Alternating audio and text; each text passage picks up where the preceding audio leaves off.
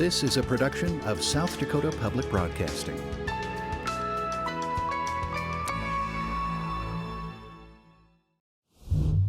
As Europeans moved into the plains, tensions with Native American tribes increased, and the U.S. military responded by creating several fortifications in the mid-1800s. They were mostly built along the Missouri River. First came Fort Pierre in 1855, then Fort Randall a year later. Fort Sully was built in 1863, then Fort Dakota, followed by Fort James, Whetstone, Bennett, Hale, and finally Fort Meade. Most of these outposts were short-lived. Some disappeared completely. Others had towns spring up around them, and they live on. Soon after Fort Dakota was established, it was renamed after Clark W. Thompson. He was superintendent of Indian Affairs. However, Fort Thompson's namesake turned out to be an unscrupulous man with a checkered past. The Fort Thompson was built at the mouth of Soldier Creek along the Missouri. It opened in 1864, but the military closed it just 3 years later. However, the settlement of Fort Thompson lives on today. As a matter of fact, it's the largest town on the Crow Creek Reservation with a population of about 1,300. Now, for reference, we're about 25 miles upstream towards Pierre from Chamberlain. Nearby is the Big Bend Dam, and of course, Lake Sharp, which extends upstream all the way to the Oahe Dam northwest of Pierre. The Big Bend on the Missouri River is about 7 miles north of here. July and August means powwows across the region. Fort Thompson comes alive for 3 days in August during the annual Crow Creek Dakota Nation Wachipi. Powwows are a coming together that celebrate Native culture with dancing, singing, food, and crafts. It means renewing old friendships and making new ones.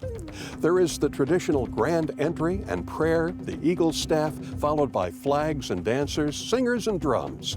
Thousands of people from near and far celebrate Dakota tribal heritage past and present. And there are competitions in various dance divisions, like drum and singing contests. 2023 marked the 160th annual Crow Creek Dakota Nation Wachipi. Welcome to Dakota Life. Greetings from Fort Thompson. Let's head across the dam and see it.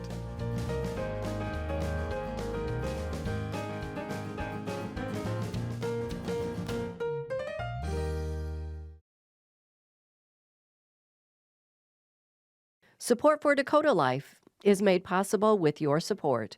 Thank you. And by the Crow Creek Sioux Tribe, a proud people eager to share their culture and history.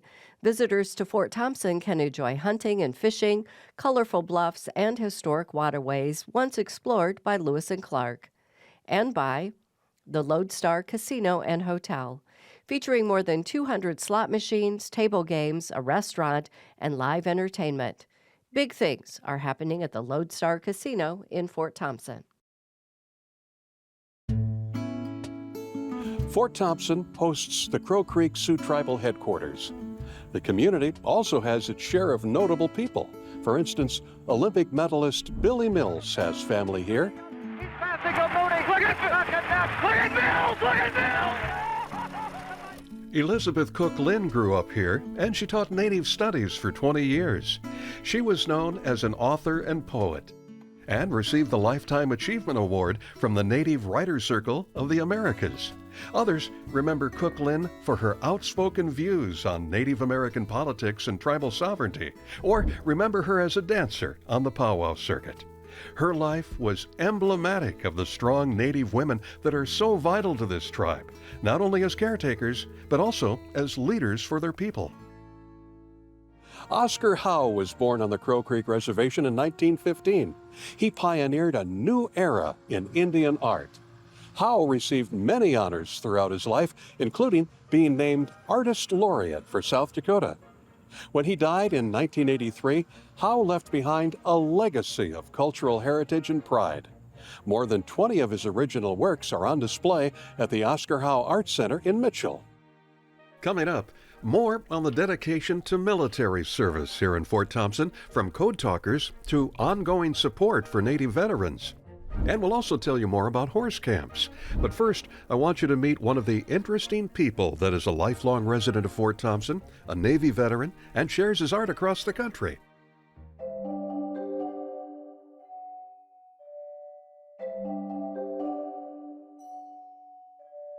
Van St. John's interest in art began at an early age, inspired by a classmate.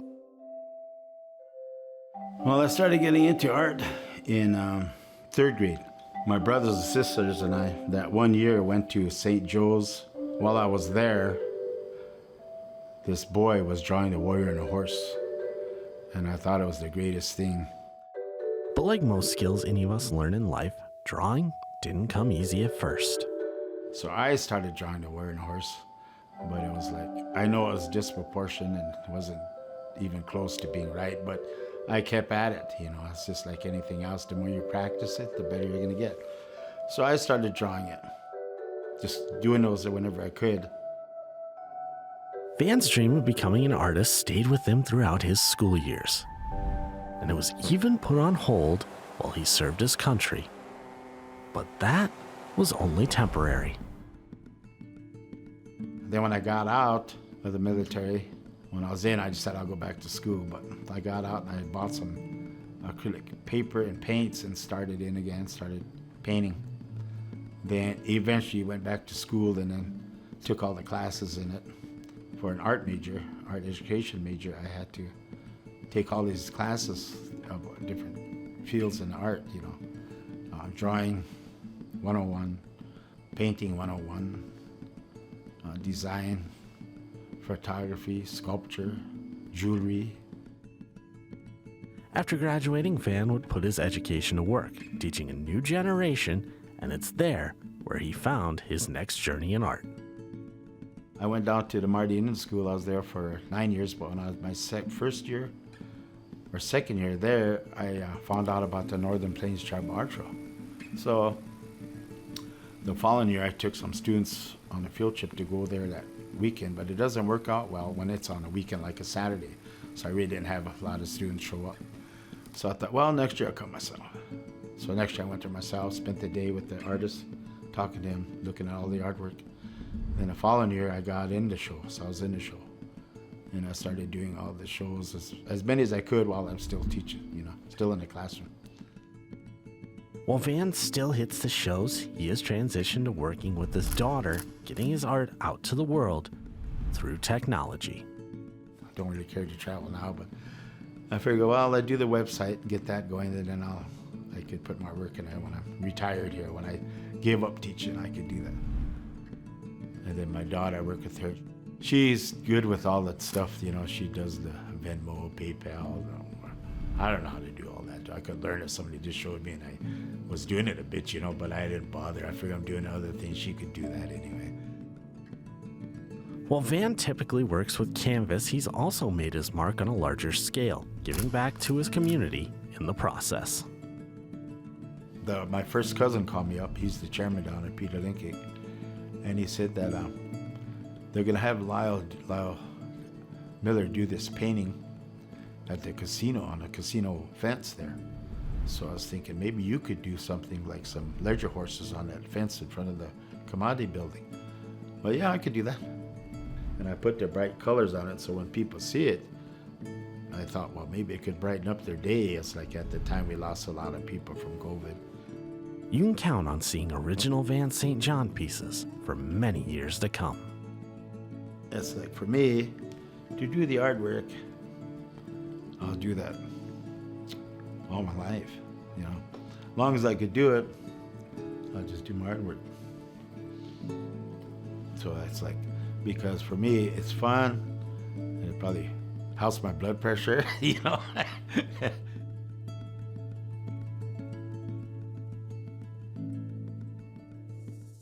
The people of the Crow Creek Sioux tribes are descendants of a Dakota tribe whose historical lands were in what is now present-day central Minnesota. Their forebears were expelled from that area, along with the Santee Dakota and Ho-Chunk Nation, following the Dakota War of 1862. The Crow Creek Reservation was founded then as its own entity. You see, the original Great Sioux Reservation encompassed most of the land west of the Missouri River, but Crow Creek has always been separate. Crow Creek included bottomlands along the Missouri River, which had been the home to the Mandan, Arikara, and others. Those tribes were decimated by disease epidemics in the 18th century. The survivors formed the affiliated tribes and moved northwest to what is now the Fort Berthold Indian Reservation in North Dakota. But several former Mandan and Arikara villages within the Crow Creek Reservation are preserved as an archaeological site.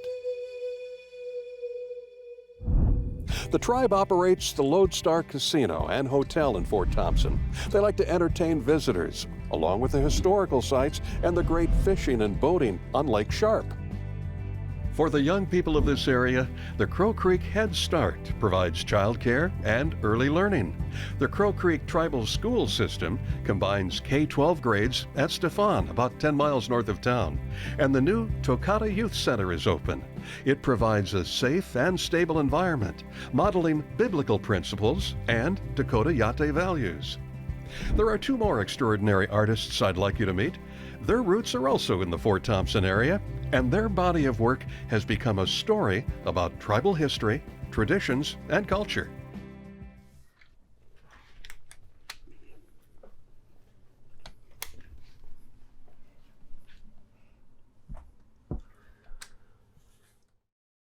It's about storytelling.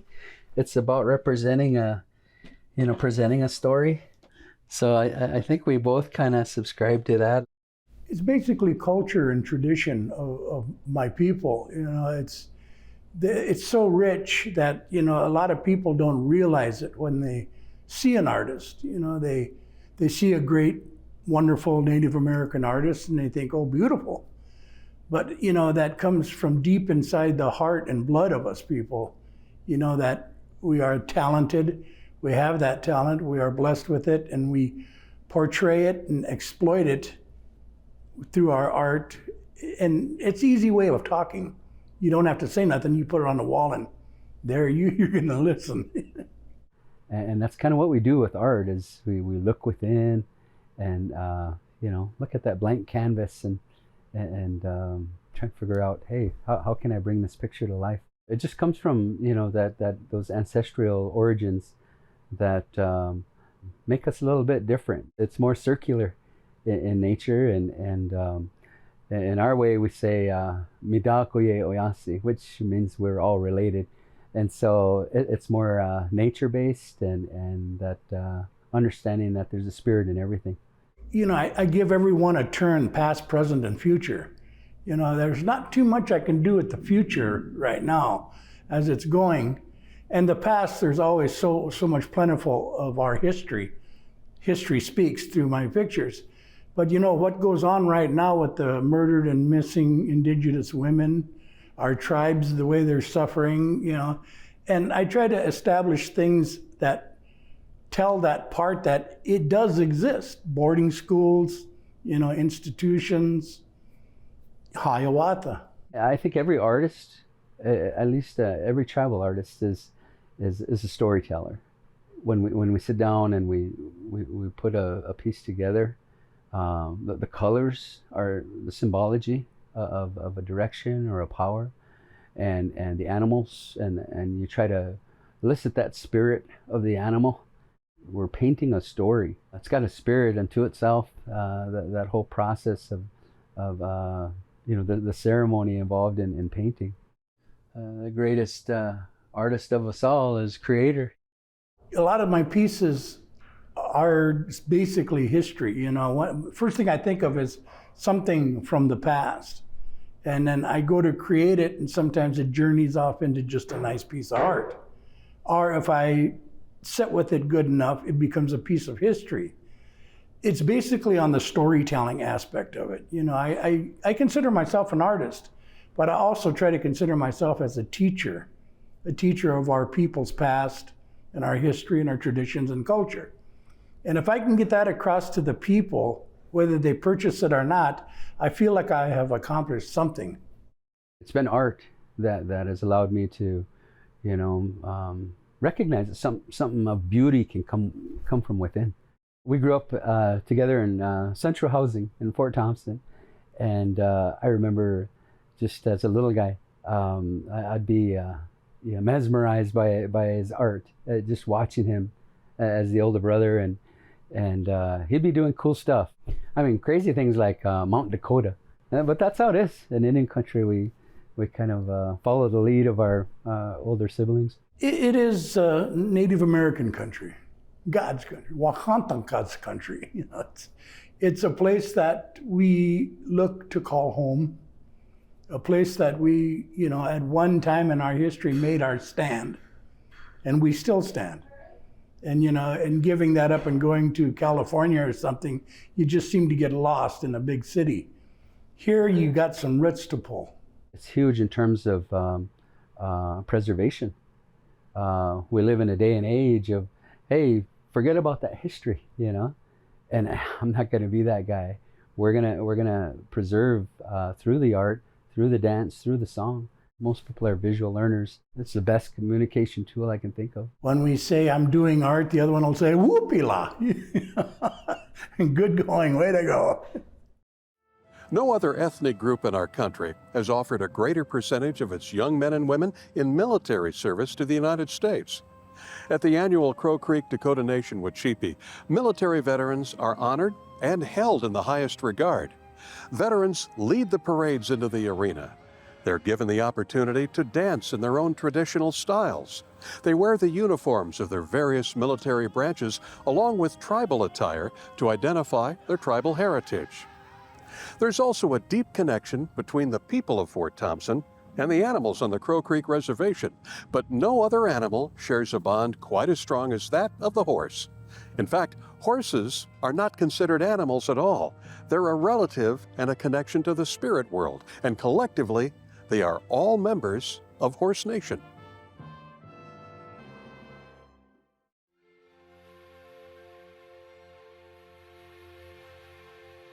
Shunkumwakaki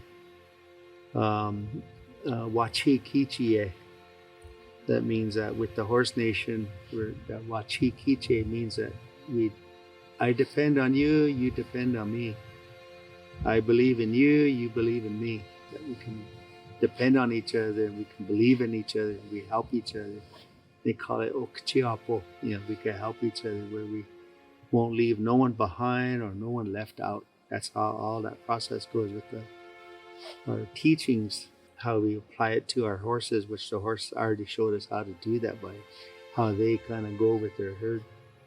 So we started kind of going off of that, and that's how we kind of came about with our program that we took to the school. The chairman, Peter Linke, at the time was trying. And him and I designed this horse program that we have now in our school out of necessity. The pandemic hit in 2020. Later that year, the kids got back in the classroom, and we could see instantly that there were definitely some things that had to be worked on. So my background is mental health and behavioral health. We couldn't get a counselor here, couldn't hire a counselor, couldn't contract any counseling business to come in, and so we have these relatives here. He looked at me and said, "Why don't you try?" He said, "I've been trying for the past 2 years." So he said, "Okay." So I tried. You know, a lot of these children, they lost their guardians, their parents, their grandparents that they lived with. And so we could just see the grief in the morning in our youth. We knew we had to do something. We help with their day, you know, to help them navigate it through the day. There was a time in my life where I lost my father. You know, I thought I couldn't live, even though I was young. Before he died, he gave me some horses, and after he had passed, the uncles told me, they said, "The horse is what's going to help you heal. The horse is going to help you do all these things that you want to do. Just let them know what it is, and they'll help you." So through the horse, we're able to go through that process when you don't know about yourself as a human being, where I come from, or who am I. The horse helps you identify yourself as a human being. And you can do that. You can recognize who you are or recognize your family now. You look at each other, oh, hey, you're my relative. Our Dakota way on how we bond with the horse, they call it ikoyake. Ikoyake haga, kagado. We make a bond, we make a connection. And one of the ways I was told about how we bond with the horse is if you were to look at your thumper. It's got a swirl. If you look at the top of your head, there's a swirl right there when you're born, and you carry it throughout your life. But if you look at a horse, right on the forehead, there's a swirl on the forehead, or it could be on the neckline or the points of the shoulder or the hip. There's a swirl, so we connect this to that swirl of the horse, and then we're able to connect those two, and the horse helps carry our prayers, they say, up to the heavens. The Wichakpi Oyate Ki, they say the star nations, where our galaxies up there are swirls. So we connect all of that together to get our prayers to Creator. So far, so good. It's been doing what it's supposed to be doing for our students.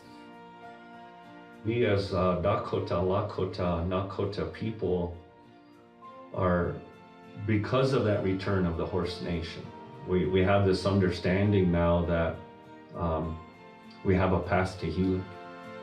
We have a road now, and these horses are going to take us down that path, and they're going to help us. Predating the native horse culture are the Fort Thompson Mounds, the largest burial mound complex in the Great Plains. They stretch for 6 miles along the Missouri River and include archaeological discoveries of stone hearths and tools, and some of the oldest pottery fragments ever found in the region. These sites were known but not really studied until the late 1950s, because that's when the Army Corps of Engineers began planning the construction of the Big Bend Dam. Beginning in 1957, archaeologists made a series of digs. Using radiocarbon dating on the found artifacts, researchers confirmed nearly 5,000 years of native settlement. The burial mounds are believed to have been constructed in the Plains Woodland period, basically beginning in the 8th century.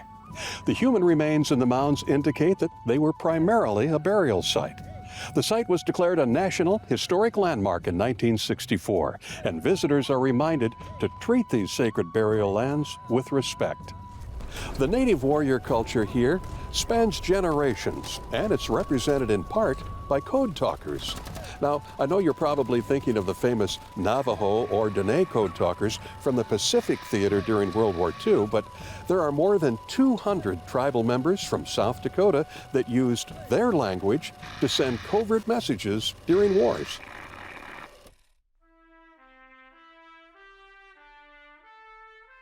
You got a letter in the mail. So I came back to the house and said, you drafted. So then went to church that Sunday, and my grandparents and have said that, along with our families, 14 of us cousins all volunteered to go. It's your turn. Don Loudner grew up in Fort Thompson, and to him, it's your turn meant continuing a tradition to serve the country in the military as a native-speaking code talker during the Korean War.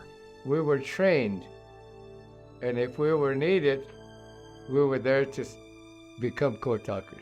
Native American code talkers were the individuals who spoke very well in their native tongue, and in doing so they could communicate across radio lines and so forth without the concern of the Germans or the Japanese being able to intercept and know what the commands were or the directions being told were. So these code talkers during World War II in particular really saved a lot of American lives. But it was a case of where, after years of the United States government trying to make young Native Americans not speak their native language, it seems ironic that speaking their native language became one way in which they really contributed to the success of our Army operations. In his role both as governor and senator, Mike Rounds is part of this story of military service from the Crow Creek tribe, as are many others, like tribal chairman Peter Lenkeek. You know, the very first code talker ever come from here in the end of World War I. His name was Sam Crow. That's when they were first gonna, start looking into that program. And then, of course, World War II came, and they kind of refined it a little bit, and they took my grandfather from here and made him a code talker. His name was Edmund St. John. I've talked to other code talkers here in South Dakota, because all these reservations, we all have code talkers on them. These unique language duties are just one part of the deep commitment to military service among tribal members. We here at Fort Thompson, we have a level of service unrivaled. Amongst our tribes, amongst other ethnicities that are present here in the United States. It's common knowledge that Indigenous people volunteer at a higher rate than any other ethnicity in this country, and it's more so here. We have a high service level here. Even at age 93, Don Loudner is still a tireless advocate for veterans. He still represents over 500 recognized tribes in the U.S. working to achieve a charter to work directly with the Veterans Administration. Well, would that be important? Yeah. Because nobody's telling you the needs, issues, concerns that the Indians have that are maybe different than what the VFW and DAV and them all have. My dad, when he introduced me to Donnie, Donnie, one thing he wanted was, is there any way you could help us get this charter put together and get it in? But this year, with the help of Ben Ray Lujan, a member of the Senate from New Mexico, we were able to get it into the National Defense Authorization Act, passed. The President signed it into law, and now our Native American veterans have their charter as well. It's a charter that made history, because there has never before been an organization like this to receive a federal charter. And to give it to the National American Indian Veterans Association is huge, really huge. Two things, I think. First, our Native American tribes were never defeated in battle. They were treaty tribes, very proud of their heritage. Second of all, they are a warrior society. They appreciated courage, and that carries through in the traditions today. We have a dedication, a loyalty to the greater good of all, as a warrior, as a Dakota warrior. And I was raised that way as a warrior. We're back at the Big Bend Dam once again. The waters from Lake Sharp up above are coming down through the turbines, making electricity, and moving on down into Lake Francis Case. We're here at Fort Thompson, that has so much for you to learn about the native habitation from up to 5,000 years ago. A little further downstream towards Chamberlain is the Crow Creek site, marking the place of an historic battle between native groups along the Missouri in the mid-1300s. Today, recreationally, there's Good Soldier Creek, Fort Thompson and North Shore recreation areas, giving you great opportunities for camping, fishing, swimming, and other outdoor recreation. You can make a stop at the Lodestar Casino and Hotel, or take in the cultural celebration of the annual Crow Creek Dakota Nation Wachipi. Thanks for coming along to visit Fort Thompson with us. You can see some other stories that are exclusive on our website. Stories about Crow Creek Reservation, Fort Thompson, and the other communities that we visit throughout the year. You can watch them again or click and share them with a friend. That's at sdpb.org/Dakota Life. Thanks for watching and joining us in Fort Thompson and on the Crow Creek Reservation. I'm Larry Rohr. For all of us at SDPB, thanks for coming along for the ride.